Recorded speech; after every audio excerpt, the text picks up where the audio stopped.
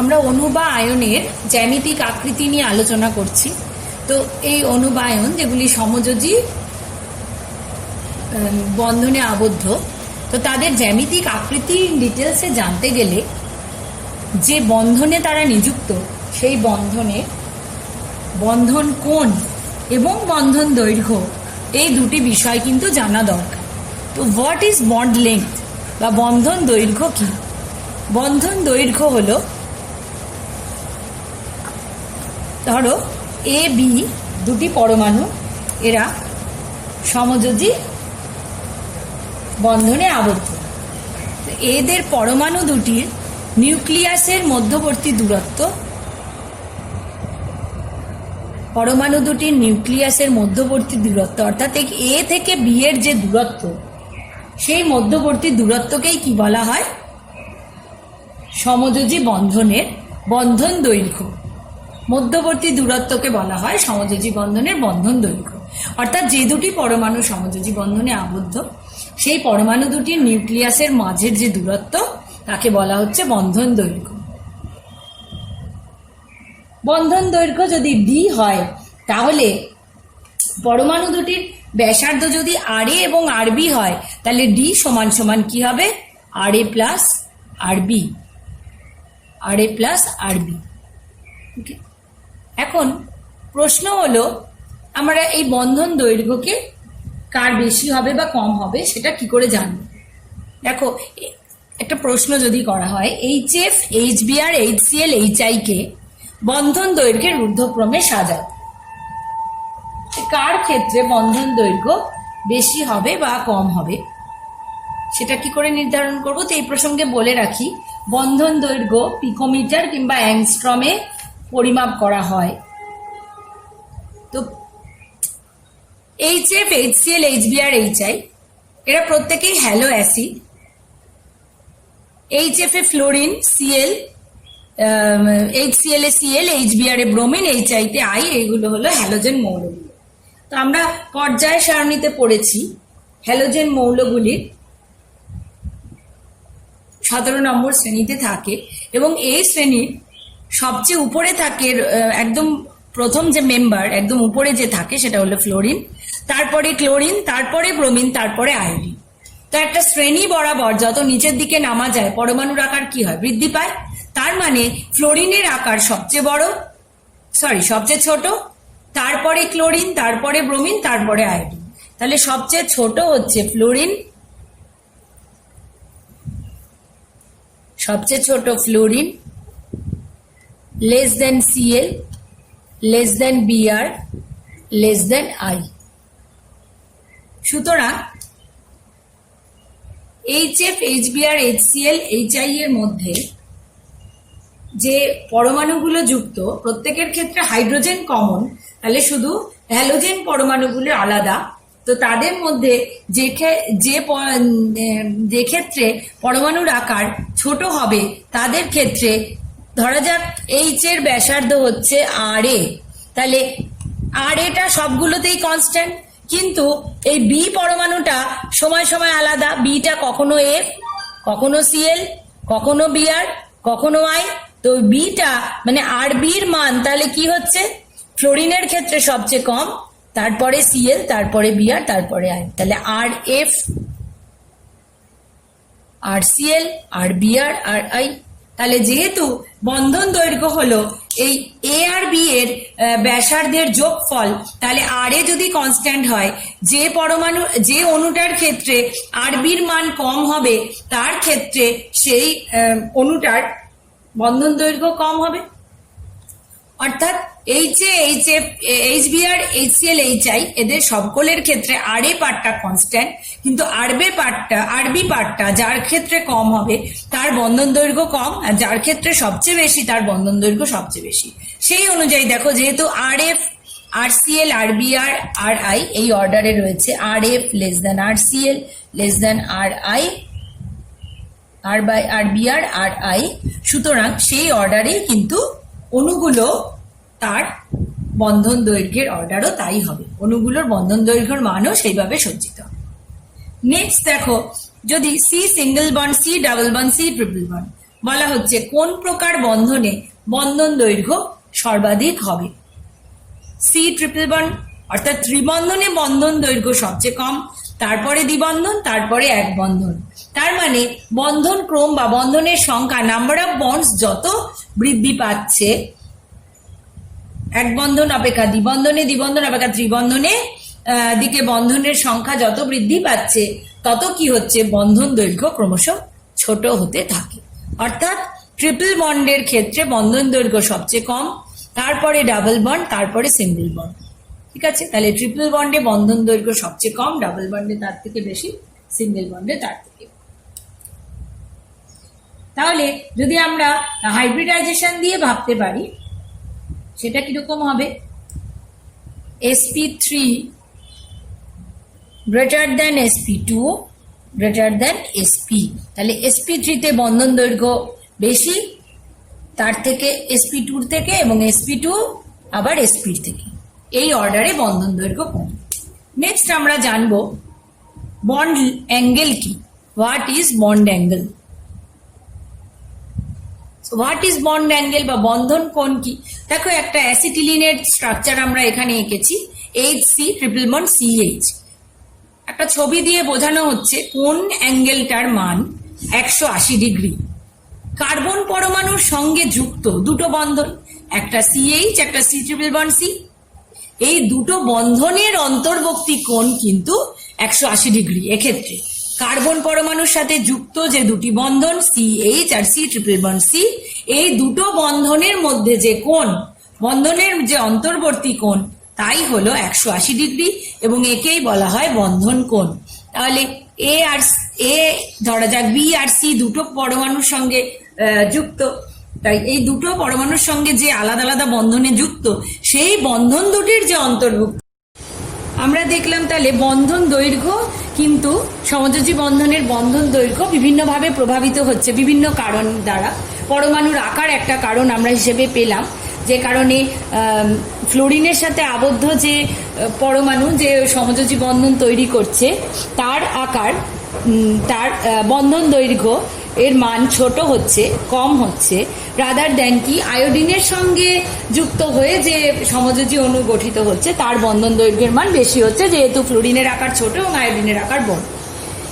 এমনকি দেখলাম যে নাম্বার অফ বন্ডসও কিন্তু প্রভাবিত করছে বন্ড লেংথে। তাহলে বন্ধন কোণ কি কিছু দ্বারা প্রভাবিত হয় নাকি হয় না, সেটা আমরা আগেই কিন্তু খানিকটা পড়েছি।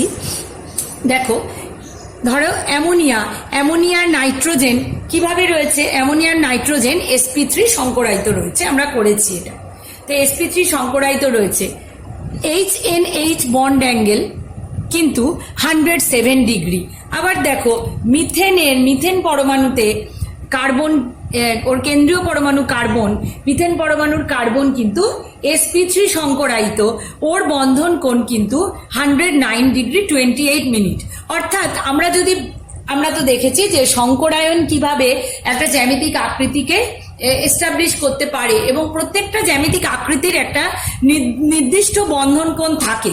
যেমন ধরো যখন আমরা মিথেনের সংকরায়ন করছি তখন দেখেছি যে মিথেনে এমনকি sp3 অর্থাৎ গাণিতিক হিসাব করেও আমরা দেখেছি ওর 4টি হাইব্রিড অরবিটাল পাওয়া যায়, 4টে হাইব্রিড অরবিটাল পাওয়া যায়। সুতরাং ওর সংকরায়ন অবস্থা হবে, সংকরায়ন স্টেট হবে sp3। তো sp3 হলে তার স্ট্রাকচার হয় সুষম চতুস্তলকীয়, এগুলো আমরা পড়েছি অলরেডি। সুষম চতুস্তলকীয় যার দুটো বন্ধনের মধ্যে CH বন্ডের মধ্যে যে অ্যাঙ্গেল, অর্থাৎ একটু আগেই আমরা পড়লাম যে সমযোজী বন্ধনের আবদ্ধ দুটো একই পরমাণু যে দুটো সমযোজী বন্ধনে আবদ্ধ, সেই বন্ধন দুটির মধ্যবর্তী যে কোণ বা অন্তর্বর্তী যে কোণ, যাকে আমরা বন্ড অ্যাঙ্গেল বা বন্ধন কোণ বলছি, মিথেনের ক্ষেত্রে সেই CH এর বন্ড অ্যাঙ্গেল হচ্ছে 109 degree 28 minute as predicted by the structure by the hybridisation. অর্থাৎ হাইব্রিডাইজেশন প্রথমে করছি, সেই হাইব্রিডাইজেশন আমাদের স্ট্রাকচার বলছে সুষম চতুস্তলকীয়, এবং সুষম চতুস্তলকীয় হলে যে বন্ড অ্যাঙ্গেল হয়, অর্থাৎ এই 109 ডিগ্রি 28 মিনিট সেই বন্ড অ্যাঙ্গেলেই কিন্তু মিথেন রয়েছে। ওকে, মিথেন রয়েছে সেই বন্ড অ্যাঙ্গেলেই। আর মিথেন অণুর ক্ষেত্রে আমরা যদি ওই আগের মতোই হিসাব করি, তার লোন পেয়ার হিসাব করি 4 - 4, অর্থাৎ 4টে ওর হাইব্রিড অরবিটাল, 4টে পরমাণু যুক্ত, তাহলে 4 - 4, যেহেতু এখানে কোনো দ্বিতীয় পরমাণু নেই, হচ্ছে 0, অর্থাৎ এর কোনো লোন পেয়ার ইলেকট্রন নেই বা এলপি নেই বা নিঃসঙ্গ ইলেকট্রন জোড় নেই। ওকে, তাহলে অ্যামোনিয়ার ক্ষেত্রে নাইট্রোজেন sp3 হাইব্রিডাইজড হলেও তার অ্যাঙ্গেল 107 ডিগ্রি, কিন্তু মিথেনের ক্ষেত্রে তার অ্যাঙ্গেল 109 ডিগ্রি 28 মিনিট। তাহলে সংকরায়ন তত্ত্ব ফেল করে যাচ্ছে, ওর বন্ধন কোণকে কিন্তু ও ফিক্স করতে পারছে না। কারণ যদি সংকরায়ন তত্ত্বই ঠিক হতো, মানে ওটা দিয়েই আমরা সব ডিসাইড করতে পারতাম বা বুঝতে পারতাম, তাহলে অ্যামোনিয়া নাইট্রোজেনও তো sp3 সংকরায়িত, তাহলে ওর স্ট্রাকচারও সুষম চতুস্তলকীয় হতো, তা না হয়ে ত্রিকোণীয় পিরামিডীয়, এবং ওরও বন্ধন কোণ 109 ডিগ্রি 28 মিনিট হতো, তা না হয়ে 107 ডিগ্রি। তাহলে এদের মধ্যে পার্থক্যটা কি করছে, কে তৈরি করছে এই ডিফারেন্সটা? এই লোন পেয়ার অফ ইলেকট্রন। মিথেনে কিন্তু L0 লোন পেয়ার নেই, 0। নাইট্রোজেন, অ্যামোনিয়াতে কিন্তু নাইট্রোজেনের মাথায় একটা লোন পেয়ার রয়েছে। অ্যামোনিয়ায় নাইট্রোজেনের 3টে বন্ড পেয়ার, 3টে বন্ধনের নিযুক্ত ইলেকট্রন জোড় 3 জোড়া, আর একটা লোন পেয়ার। তাহলে এই লোন পেয়ার নিশ্চয়ই এমন কিছু করছে যাতে করে ওর বন্ধন কোণ কমছে। তাহলে আমরা দেখলাম যে সংকরায়ন কিন্তু পারমাণবিক কক্ষকের সংকরায়ন কিন্তু বন্ধন কোণকে ডিটেক্ট করে, বলতে পারে, কিন্তু কি হচ্ছে সেটা সেটা বলার পরেও কিন্তু ফার্দার মডিফিকেশনস হচ্ছে নিঃসঙ্গ ইলেকট্রন জোড় দ্বারা। তাহলে প্রথমে আমরা দেখে নিই, ধরো sp3 হলে বন্ধন কোণ কিরম হয়? 109 ডিগ্রি 28 মিনিট হয়। sp2 যদি হয়, ধরো এই boron BF3 boron, BF3 boron কিন্তু কিরকম সংকরায়িত? sp2 সংকরায়িত, তাহলে এর বন্ধন কোণ কত? 120 ডিগ্রি। আবার আমরা যদি sp সংকরায়ন ধরি, তাহলে সেক্ষেত্রে অণুটা সরল রৈখিক, বন্ধন কোণ হয় 180 ডিগ্রি। sp3 বা sp3d2 বা sp3d3 হলেও বন্ধন কোণগুলো চেঞ্জ হতে হতে থাকে, আমরা সেগুলো আলোচনাও করেছি। তাহলে সংকরায়ন যেমন বন্ধন কোণ নির্ধারণ করে দিচ্ছে, ঠিক সেরকমই লোন পেয়ার ইলেকট্রনও কিন্তু বন্ধন কোণকে প্রভাবিত করছে। সংকরায়নের দ্বারা প্রভাবটা কিরকম না, এক্ষেত্রে sp3, sp2 এবং sp-র মধ্যে দেখো, যেখানে s ক্যারেক্টার বেশি হচ্ছে বা s চরিত্র বেশি হচ্ছে, সেখানে কিন্তু বন্ড অ্যাঙ্গেল বেশি। এখন তোমরা বলবে যে s চরিত্র কি? s চরিত্র হচ্ছে, ধরো এখানে sp টোটালকে যদি 100 ধরি, তাহলে s 50%, p 50%, কিন্তু sp2 বা sp3-তে s ক্যারেক্টার, এই s চরিত্র ক্রমশ কমে যায়। যত s চরিত্র কমে যায় তত বন্ড অ্যাঙ্গেলও কমে যায়, আর নিঃসঙ্গ ইলেকট্রন জোড়ও কিন্তু বন্ধন কোণকে প্রভাবিত করছে। তো এবার আমরা দেখব আরো ডিটেলে, এরপরে দেখব যে কি কারণে এই নিঃসঙ্গ ইলেকট্রন জোড় বন্ধন কোণকে প্রভাবিত করছে।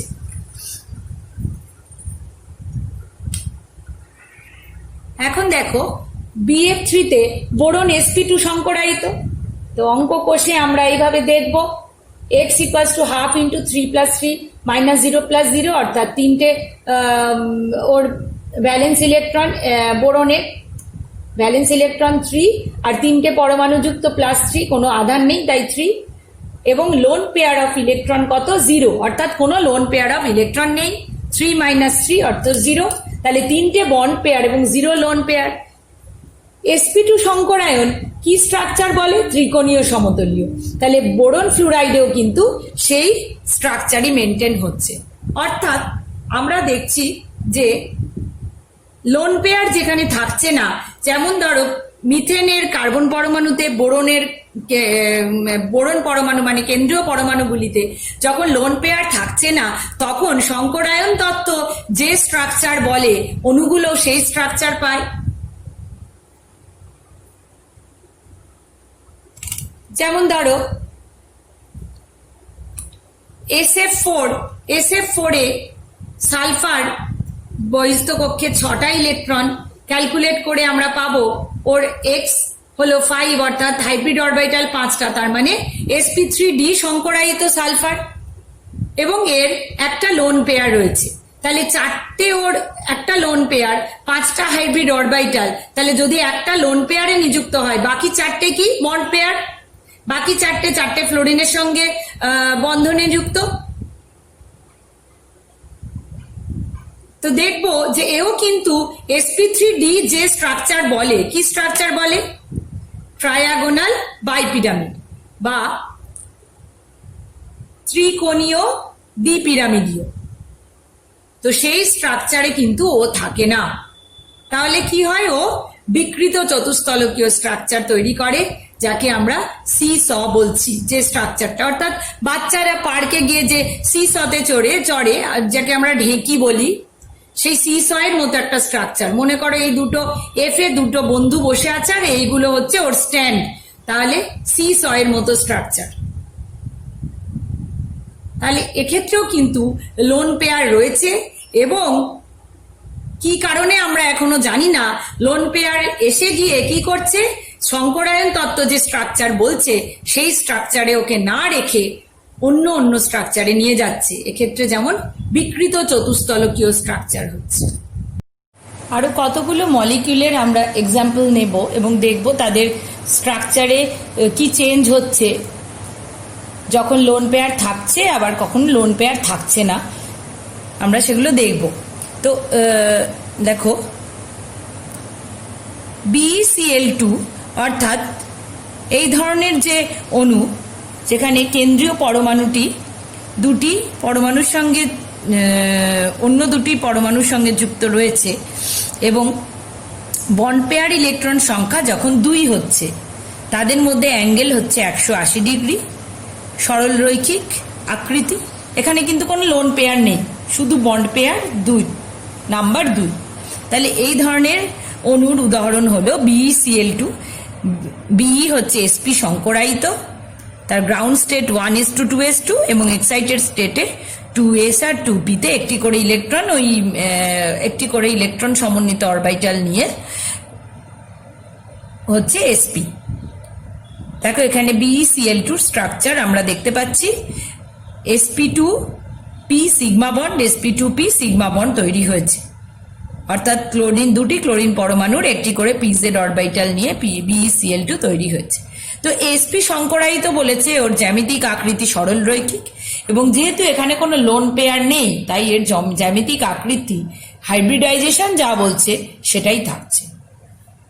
নেক্সট দেখো এই টাইপের অণু AB3, অর্থাৎ যেখানে কেন্দ্রীয় পরমাণু 3টি পরমাণুর সঙ্গে যুক্ত এবং উইদাউট এনি লোন পেয়ার, অর্থাৎ 3টি বন্ড পেয়ার রয়েছে। স্ট্রাকচার হবে ত্রিকোণীয় সমতলীয়, এদের মধ্যে অ্যাঙ্গেল 120 ডিগ্রি। এর এক্সাম্পল হচ্ছে BF3, যেখানে বোরন sp2 সংকরায়িত। নেক্সট দেখো AB4 টাইপ অণু, তো এদের বন্ড পেয়ার ইলেকট্রন সংখ্যা 4, লোন পেয়ার নেই 0। তাহলে এক্ষেত্রেও হাইব্রিডাইজেশন sp3 হচ্ছে, CH4 CCl4 হচ্ছে এর এক্সাম্পল। সেই sp3 যে হাইব্রিডাইজেশন বা সংকরায়ন যে স্ট্রাকচার বলছে, অর্থাৎ চতুস্তলকীয়, সেই চতুস্তলকীয় আকৃতিতেই এরা থাকে। নেক্সট বন্ড পেয়ার ইলেকট্রন সংখ্যা যখন 5, লোন পেয়ার নেই, হাইব্রিডাইজেশন বলছে sp3d, এক্সাম্পল PF5 PCl5। অর্থাৎ sp3d কি বলে? ত্রিকোণীয় দ্বিপিরামিডীয়। এরা সেই স্ট্রাকচারেই থাকে, ত্রিকোণীয় দ্বিপিরামিডীয়।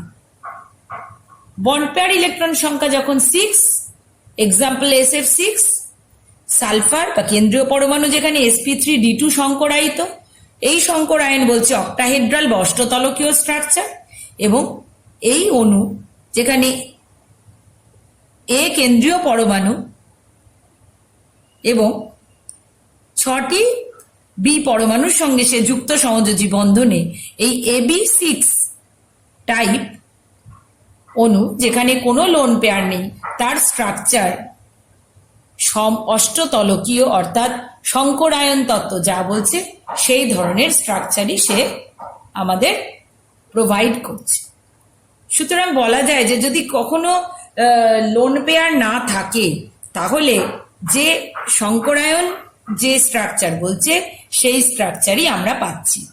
এবার দেখব লোন পেয়ার নিয়ে অণুগুলোর কি কি রকমের স্ট্রাকচার। অলরেডি আমরা অ্যামোনিয়া আর SF4 এর এক্সাম্পল দেখেছি,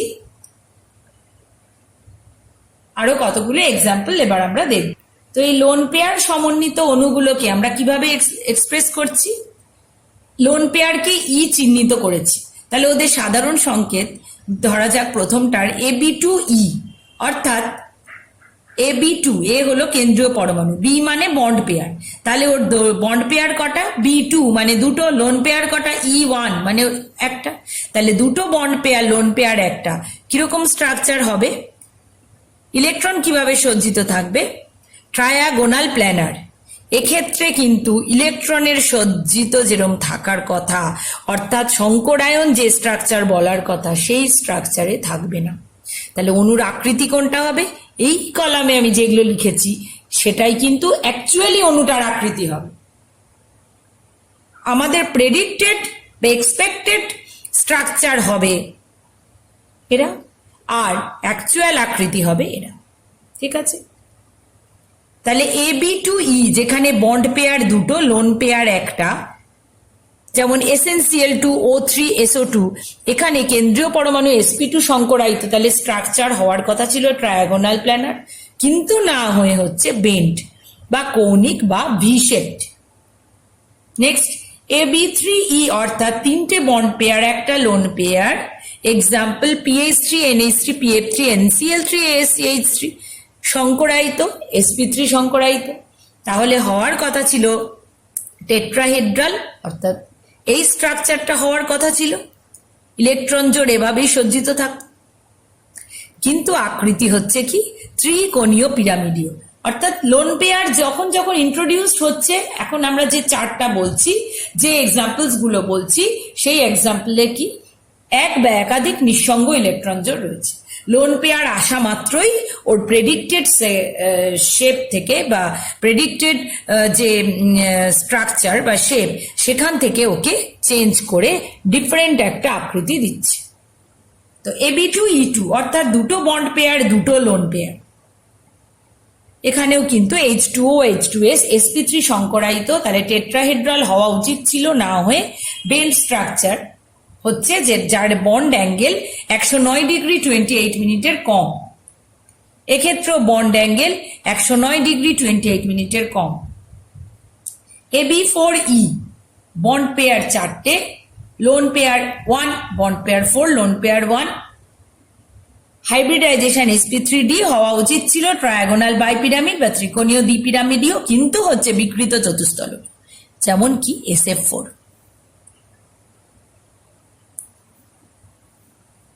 AB3E2 বন্ড পেয়ার হচ্ছে 3, লোন পেয়ার হচ্ছে 2, ClF3, sp3d সংকরায়িত হওয়ার কথা, স্ট্রাকচার হওয়ার কথা ট্রায়াগোনাল বাইপিরামিড, না হয়ে হয় টি শেপড স্ট্রাকচার যেখানে bond angle 90 degree.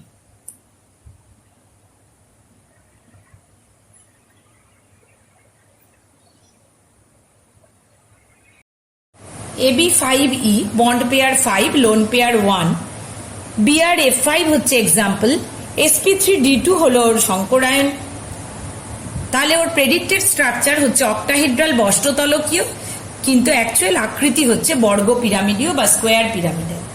AB4E2 bond pair 4, lone pair 2, XeF4 example, sp3d2 অষ্টতলকীয় স্ট্রাকচার দেবে, অর্থাৎ লোন পেয়ার দুটো ঠিক এইভাবে বিন্যস্ত থাকার কথা। তো আকৃতি কি? বর্গ সমতলীয় বা স্কোয়ার প্ল্যানার। সুতরাং দেখলাম যে লোন পেয়ার ইন্ট্রোডিউস হওয়ার পর বা নিঃসঙ্গ ইলেকট্রন জোড় থাকলে কোনো অণুতে তার স্ট্রাকচার যেভাবে ইলেকট্রন বিন্যস্ত থাকে সেখান থেকে তার যে প্রেডিক্টেড স্ট্রাকচার সেই অনুযায়ী সেখান থেকে জ্যামিতিক আকৃতি বেশ কিছু চেঞ্জ দেখা যাচ্ছে। তো একটা এক্সাম্পল দিয়ে আমরা দেখব, বোঝার চেষ্টা করব যে বেসিক্যালি লোন পেয়ারের অবস্থান কিভাবে তার প্রেডিক্টেড স্ট্রাকচারকে ডিস্টার্ব করছে বা ভালোভাবে বলতে গেলে প্রভাবিত করছে। sp3d আমরা জানি ত্রিকোণীয় দ্বিপিরামিডীয় স্ট্রাকচার। sp3d সংকরায়ন এই রকম স্ট্রাকচার আমাদের প্রোভাইড করে। তাহলে এই ধরনের যে স্ট্রাকচার তাতে 5টা হাইব্রিড অরবিটাল আমরা পাচ্ছি। 5টা হাইব্রিড অরবিটালের মধ্যে 3টি একটি ত্রিভুজাকৃতি তলের 3টি শীর্ষবিন্দুর দিকে বিন্যস্ত এবং অপর দুটি ওই তলের সঙ্গে উপরে ও নিচে 90 ডিগ্রি কোণ করে বিন্যস্ত থাকে। তাহলে ধরো একটি অণু নিলাম যার কেন্দ্রীয় পরমাণু A এবং 1 2 3 4 4 সাইডে 4টে B পরমাণু রয়েছে এবং একটা নিঃসঙ্গ ইলেকট্রন জোড় রয়েছে। দেখো আমি 3টে B পরমাণু তো লিখেছি, কিন্তু দুটো দিকে দুটো জিজ্ঞাসার চিহ্ন দিয়ে রেখেছি। তো কেন দিয়েছি জিজ্ঞাসার চিহ্ন, কোয়ারি মার্ক কেন দিয়েছি? কারণ আমি কনফিউজড যে আরেকটা পরমাণু B এবং লোন পেয়ারকে কোথায় বসাবো। অর্থাৎ B কে এখানে বসাবো, লোন পেয়ারকে এখানে বসাবো, নাকি B কে এখানে বসাবো, লোন পেয়ারকে এখানে বসাবো। এই পজিশনগুলোর দুটো নাম আছে, কে বলে ইকুইটোরিয়াল পজিশন EQ, AX বা অ্যাক্সিয়াল পজিশন। তো ধরা যাক লোন পেয়ারকে যদি আমি ইকুইটোরিয়াল পজিশনে বসাই, তাহলে ইকুইটোরিয়াল পজিশনে বসালে ও যে বিকর্ষণ বল ফিল করবে কার থেকে না, অন্য বন্ড পেয়ার গুলোর থেকে। যেহেতু এখানে একটাই লোন পেয়ার, তো ও অন্য বন্ড পেয়ার গুলোর সাথে যে বিকর্ষণ বল ফিল করবে তার মধ্যে কত ডিগ্রি কোণের গ্যাপ রয়েছে সেটা আগে আমরা দেখে নেব।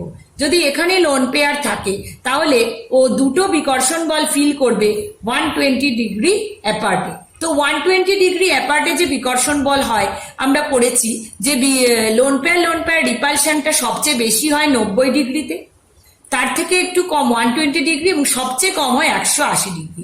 তাহলে 120 ডিগ্রিতে যে বিকর্ষণ বল সেটা মোটামুটি খুব একটা বেশিও নয়। কিন্তু যদি এই লোন পেয়ার এই বন্ড পেয়ারের সাথে যে বিকর্ষণ বল ফিল করবে সেটা 90 ডিগ্রি দূরে থাকার জন্য তীব্র বিকর্ষণ বল হবে। তাহলে আবার বলি আরেকবার, যে যদি ইকুইটোরিয়াল পজিশনে আমি লোন পেয়ার রাখি, সে 1 2 এই দুটো বন্ড পেয়ারের থেকে 120 ডিগ্রি অ্যাঙ্গেলের দুর্বল বিকর্ষণ বল ফিল করবে, এবং 1 2 এই দুটো বন্ড পেয়ারের থেকে, যে দুটো বন্ড পেয়ার লম্বভাবে রয়েছে ওই তলের সাথে উপরে ও নিচে, তাদের থেকে তীব্র দুটো বিকর্ষণ বল ফিল করবে। তাহলে মোট দুটো তীব্র বিকর্ষণ বল হলো। আমরা তীব্র বিকর্ষণ বলকেই কাউন্ট করব। এখন যদি অ্যাক্সিয়াল পজিশনে লোন পেয়ারকে রাখি, ধরা যাক এখানে লোন পেয়ার রয়েছে, তাহলে এই বন্ড পেয়ার, এই বন্ড পেয়ার এবং এই বন্ড পেয়ার, এই 3টে বন্ড পেয়ারের থেকে 90 ডিগ্রি অ্যাঙ্গেলে তীব্র বিকর্ষণ বল ফিল করবে। তার মানে 3টে বিকর্ষণ বল। তাহলে আমাদের টেন্ডেন্সি হবে বিকর্ষণ বল যত কম ফেস করে অণুটা, তাহলে ও তত স্টেবিলাইজ হবে। তাহলে এক্ষেত্রে 3টে, অর্থাৎ অ্যাক্সিয়াল পজিশনে 3টে, ইকুইটোরিয়াল পজিশনে 2টো, এক্ষেত্রে বিকর্ষণ কম ফেস করবে। তাই আমরা প্রেফারেবলি লোন ইলেকট্রনকে ইকুইটোরিয়ালে রাখবো এবং পরমাণুটাকে অ্যাক্সিয়াল পজিশনে রাখবো। এরই রিফ্লেকশন আমরা পাচ্ছি, দেখো SF4 এর স্ট্রাকচারে আমরা দেখেছি লোন পেয়ারকে, ও ক্ষেত্রেও 4টি F পরমাণু। তো লোন পেয়ারকে আমাদের রাখতে হবে ইকুইটোরিয়াল প্লেনে। তো ইকুইটোরিয়াল প্লেনে যদি রাখা হয় তাহলে তার স্ট্রাকচারটা অনেকটা ঠিক এই সয়ের মতো হবে, যাকে বলা হয় বিকৃত চতুস্তলক। তাহলে আমরা লোন পেয়ারের একটা প্রিলিমিনারি এফেক্ট বুঝতে পারলাম কিভাবে সে স্ট্রাকচারকে প্রভাবিত করে।